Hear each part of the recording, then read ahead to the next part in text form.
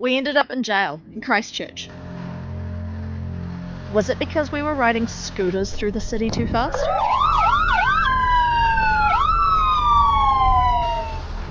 No. In actual fact, people choose to come here voluntarily for some reason. It certainly can't be for the few. This is Jailhouse Backpackers Accommodation in Addington, Christchurch. And for 125 years up until 1999, this was a fully functioning jail with a fascinating history that is etched figuratively and literally into the walls of the prison cells to this day. Since 2006, it has been run as a unique accommodation facility, with the prison theme cleverly carried throughout. From the old phone box just inside the main entry for Inmate's free phone call, to Officer frankly unimpressed, the mannequin dressed in prison warden attire and referred to in many places, such as warning guests about the rules for keeping the place clean and tidy. Even the staff who come in to help clean after guests have served their time are cleverly dressed in prison orange shirts while working.